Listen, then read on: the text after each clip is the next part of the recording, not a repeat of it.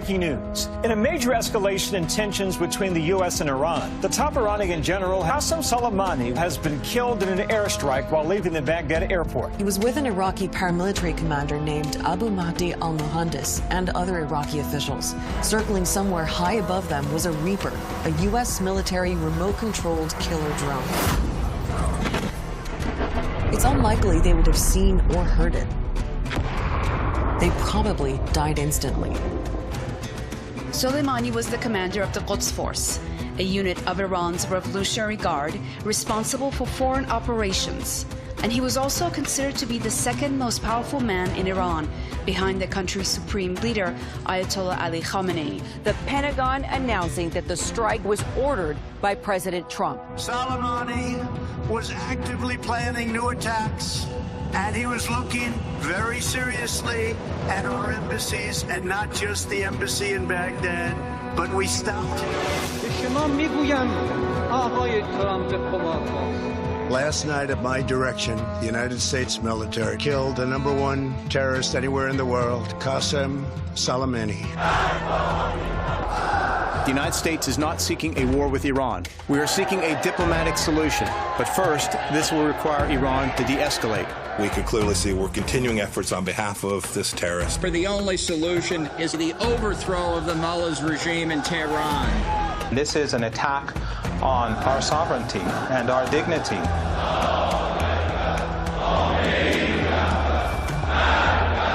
Whenever it's possible, we will take revenge. We will take revenge on those who ordered Soleimani's assassination and the ones who carried out that assassination. Iran has fired more than a dozen rockets at 2 Iraqi military bases hosting hundreds of U.S. troops.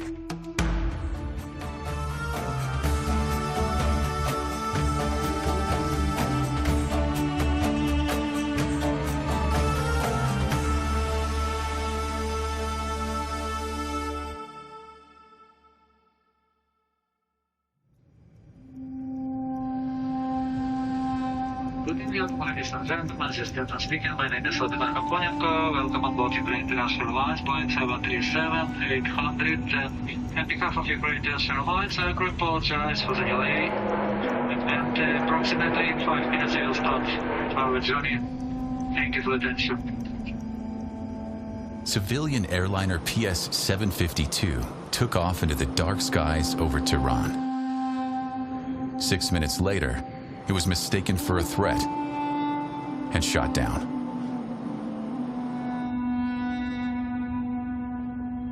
بعد همینجور داره میاد.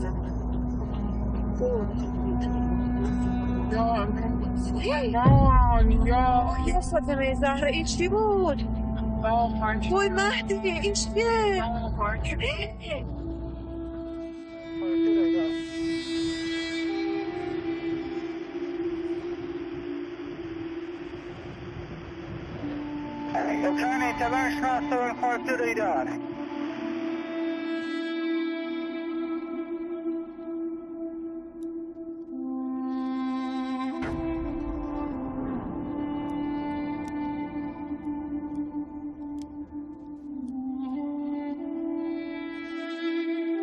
The air disaster that has left 57 Canadians dead.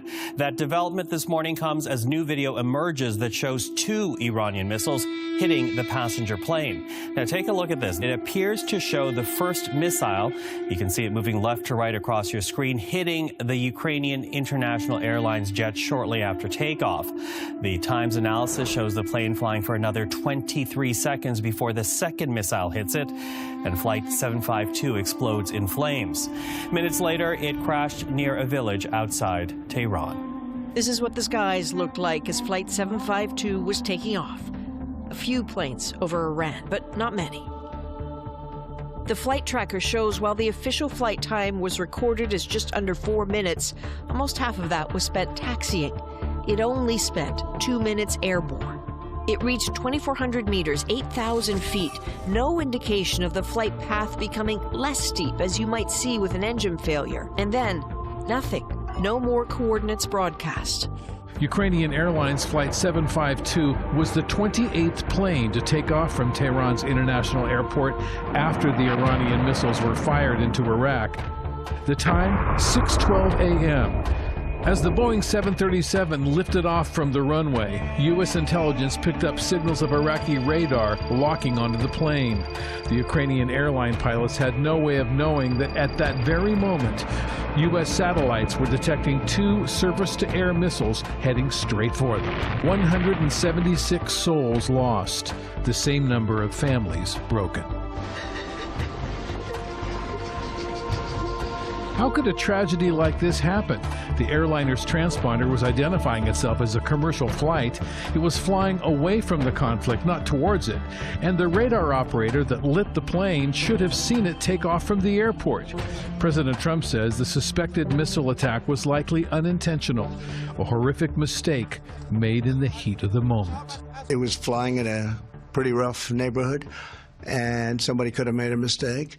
Some people say it was mechanical. I personally don't think that's even a question. Iran says the plane couldn't have been taken down by a missile. مطابق معمول تقریباً بلافاصله سعی می‌کنند این حادثه را عمدی و سازمان یافته القا کنند تا بتوانند اصل نظام را هدف گیرند. This film uncovers not just the tragedy of Flight PS-752, but the dark forces that made it inevitable and the agenda it served. Regime change in Iran. My journey began studying color revolutions worldwide, driven by the scars of my homeland, Ukraine, torn apart by violent regime change in 2014. I discovered a chilling truth. The tragedy of a downed plane can become a weapon to control the minds of millions.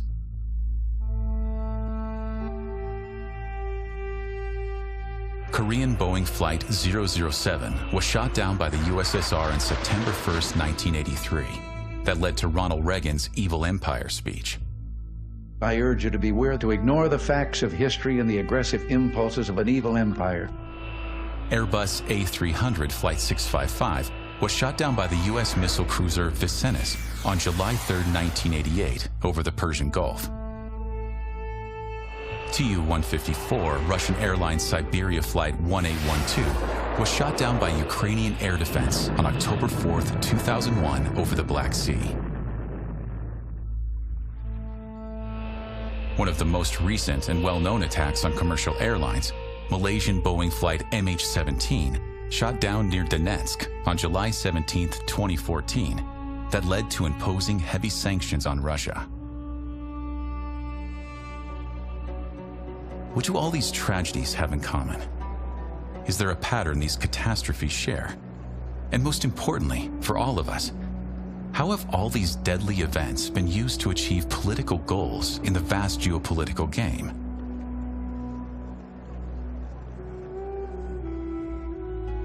To truly grasp what led to the tragedy of Flight PS-752, we need to journey into Iran's rich history, to explore its complexities, and unravel its turbulent relationship with the outside world. While we cannot cover every detail in a brief span of time, we aim to provide key insights into the forces that have influenced modern Iran and its interactions with the West. For more than 40 years, ties between Iran and the United States have been deeply strained. What are the factors that have led to this unfortunate situation? Why don't Iranians trust the United States at all?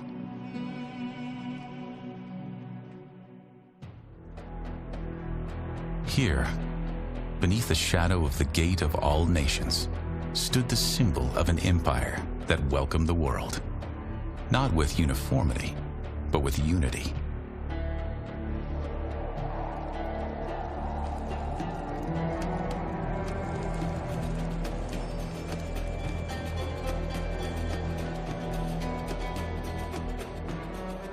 From Zarathustra to Alexander the Great, many significant events and individuals left their mark on the history of Persia.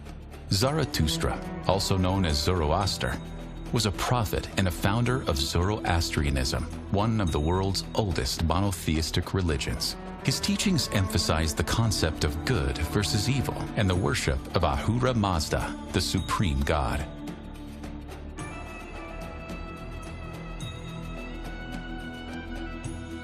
In the heart of Iran's Yazd province stands a sentinel of time. a living relic, a witness to the rise and fall of empires. A tree that has stood for millennia, the cypress of Abarku. Some say it was planted by Japhet, the son of Noah, a living link to the dawn of civilization. Others believe Zoroaster himself, the ancient prophet of Persia, placed it in the earth, blessing it with the wisdom of the divine. But perhaps the most haunting legend of all is that this tree has a soul. In Persian culture, the cypress is the symbol of eternity. A tree that bends but never breaks.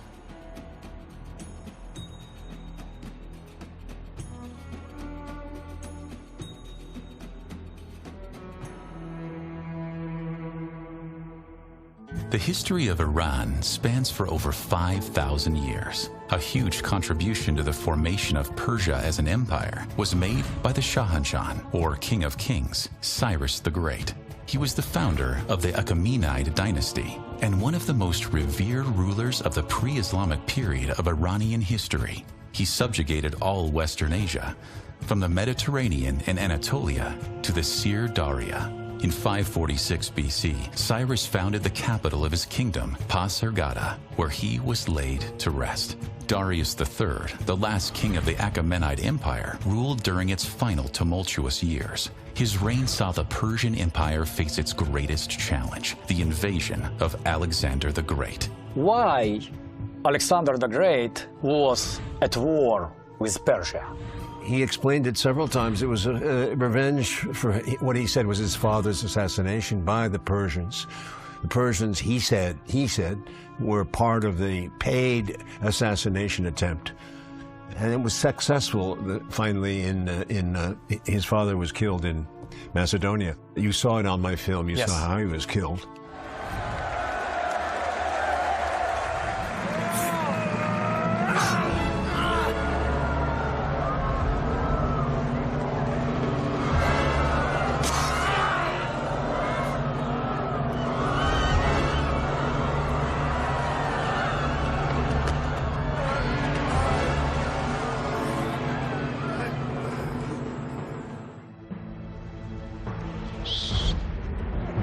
In 333 BC, Darius met Alexander on the Battle of Issus. Despite commanding a much larger force, Darius was defeated and forced to flee, leaving behind his family, who were captured, but treated honorably by Alexander. Their final confrontation came at the Battle of Gaugamela in 331 BC. Darius gathered a massive army, but Alexander's tactical brilliance secured a decisive victory. Once again, Darius fled, but his authority disintegrated. Betrayed by his own satraps, Darius was captured and killed in 330 BC. His death marked the end of the Achaemenid Empire, yet his legacy endures as a symbol of resistance during one of history's most dramatic confrontations. Alexander had great respect for the Persian culture, except a few times he laughs. There's no question that he was drunk when they set fire to Persepolis, and the Iranians have never forgiven him for that. Persepolis was the beautiful older capital. It was the center of learning and art, and he burned it to the ground one drunken night. Who knows? That story is quite contradictory. I don't think he intended to, but he stands guilty of that, and there's no question that there were crimes. The point was that he civilized, so to speak. He made Hellenic culture come into being in Persia, which did not have that. There was no law. There was no equality for men.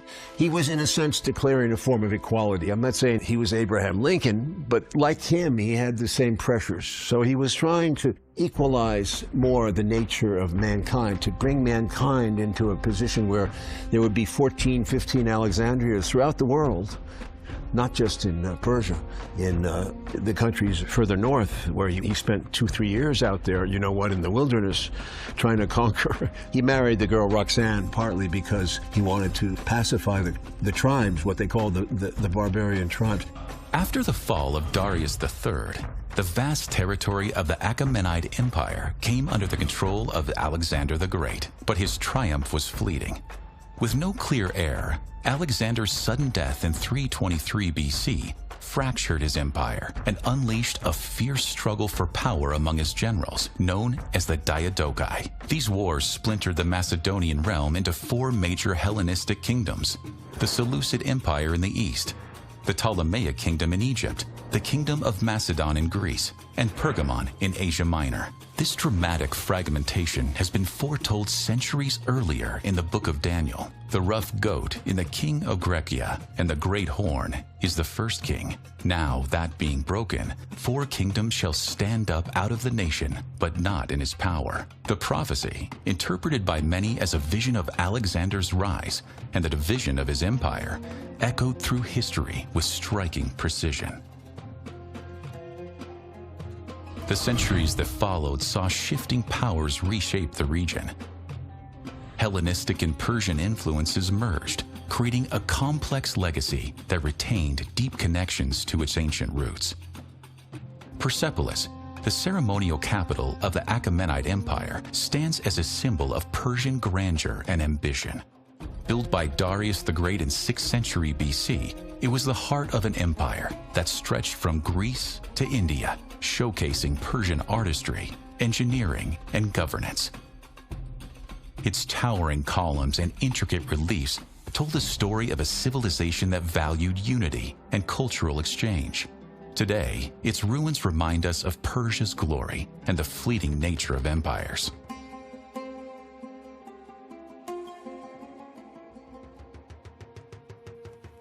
Nakhchi-Rostam, just 13 kilometers northwest of Persepolis, lies a cliffside sanctuary, scented with millennia. Tombs of Achaemenid kings, including Darius the Great and Xerxes, carved in high stone. Below, reliefs depict Sasanian kings, greeting gods or locked in timeless battle. The most famous shows the Sasanian king Shapur I on horseback, with the Roman Emperor Valerian bowing to him in submission.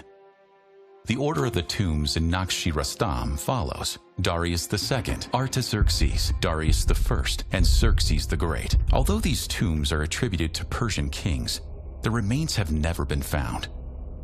It is speculated that Alexander the Great's forces may have looted them when they sacked Persepolis in 330 BC. While most of the site is associated with the Achaemenids and Sasanians, some elements might be older. Some carvings and structures suggest Elamite influences, hinting at an earlier civilization that occupied the area. Almost 8 centuries later than Nakhchi-Rostam was founded, Sasanian monarchs Ardashir I and his son Shapur I commissioned rock panels consecrated to their glory. They revived the Achaemenid principle and had their works executed in prestigious localities. Thus, on the cliff face of Nakhchi-Rostam, Sasanians created bas-reliefs showing their investiture or triumphal scenes. An inscription related to Darius the Great appears on the top corner of his rocky tomb. In this inscription, Darius mentions his victories and his several great achievements of his lifetime. Its exact date is still unknown, but it's supposed to be from the last decade of his reign. Like several other inscriptions by Darius, the territories dominated by the Achaemenid Empire are clearly named and listed. In particular, the areas of the Indus and Gandhara in India, referring to the Achaemenid occupation of the Indus Valley. A mysterious square-shaped stone structure stands in front of the tombs. Its function is still unclear. Theories suggest it was a fire temple, a royal treasury, an astrological observatory, or even a depository for sacred texts. Name of that structure is Kaaba of Zoroaster. In any case, whatever the use of the cube of Zoroaster was, we can be sure that it was a respectable and well-protected building in the period of ancient Iran. A revival of Persian power came about with Ardashir, the first Papakan, in 224. He was victorious over Parthia, enabling the creation of a new ruling power, Kingdom of the Aryans. Iranshar. Over the next 300 years, the empire vastly grew, absorbing territories stretching from Turkey to Egypt in the eastern Mediterranean to the Arabian coast of the Persian Gulf, Yemen, and north to the Caucasus, Central Asia, and Afghanistan. Subsequent Sassanids ruled their empire with varying degrees of success. Persia and Byzantium eventually became significantly weakened by their constant battles with one another. I think Westerners don't understand completely the history of Iran and Persia. I would suggest this book is a great place to start. Adrian Goldsworthy has done a fair job of bringing into the rivalry between East and West. He calls it the 700-year rivalry. 700 years it went on. Anyway, there's all kinds of encounters. There's great conquerors in the East that we never hear about. Shapur. I see that bas-relief in Nakesh Rustam when Emperor Valerian kneeling in front of Shapur. In the West, we get the Roman point of view, so we understand it as the world was Roman. No. The Parthians never acceded to Rome. They never gave up. The followers of Ali, who became known as Shiites, sought solace in their faith and vowed to preserve his teachings and his legacy. Over the centuries, this deep sense of loyalty and faith developed into an enduring religious identity, distinguishing the Shiites from the Sunnis, who follow the tradition of the other companions. For centuries after Ali's passing, Iran remained a center of Sunni Islam. Under the Seljuk dynasty in the 11th century, grand mosques were built to reflect their power and faith. The Jameh Mosque of Isfahan, one of the oldest and most influential mosques in Iran, became a symbol of this era, where scholars debated theology, rulers cemented their authority, and worshippers gathered under the banner of Sunni traditions. But this dominance would not last. In the 16th century, the Safavid dynasty would rise, forever altering Iran's religious landscape and reshaping it into the stronghold of Shia Islam we know today. The difference between Sunni and Shia Islam is not just about religion. It's about power and who has the right to lead. Sunnis believe leadership in the Muslim world should be based on community consensus, practical, political, chosen. Shia Muslims believe leadership should carry spiritual authority, passed down through a special line of leaders who are seen as moral guides, not just rulers. Over time, this split created two different visions of Islam, one more focused on law and unity, the other on justice and resistance. Today, Iran proudly stands as the world's largest Shiite majority country, with a rich cultural and religious heritage ingrained within its society. And perhaps, just beyond its silent vigil, the echo of that eternity found new form in the stones of Isfahan. Nestled at a cultural crossroads between desert and mountain, Isfahan, a city born of myth and stone, emerged as a mirror to the eternal Cyprus, rooted deep, yet forever reaching upward. In the centuries following the conquest of Alexander the Great, Persian and Hellenistic traditions began to intertwine across the region. That encounter carried an impulse of cultural exchange that would, over time, help define Isfahan as one of Persia's great historical capitals.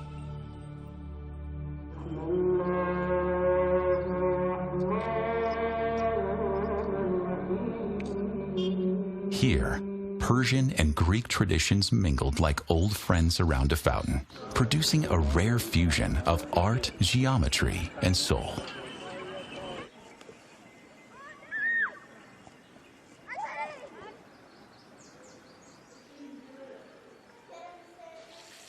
If the cypress of Abarku holds the memory of Zoroaster and the breath of ancient prophecy, Isfahan is the city that dreamed what eternity could look like.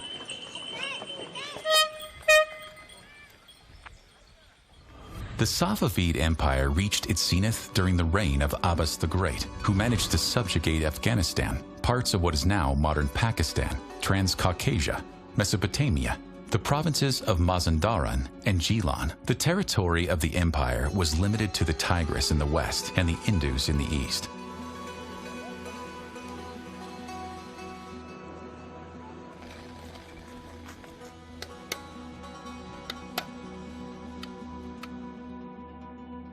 These new lands brought rich resources, opened vital trade routes, and introduced a kaleidoscope of cultures, setting the stage for a transformative period in Safavid history.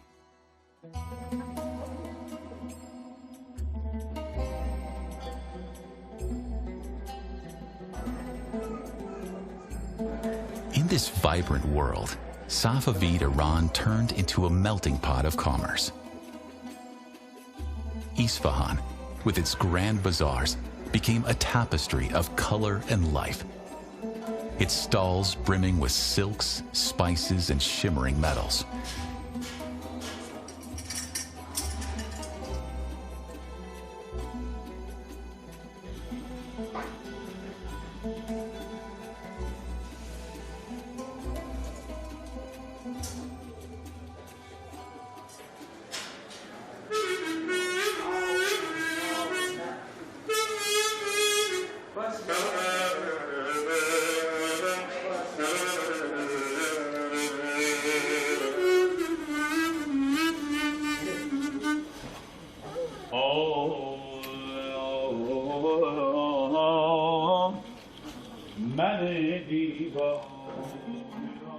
Inside the bazaar of Isfahan, master craftsmen shape and decorate metal dishes using tools and techniques passed down through generations.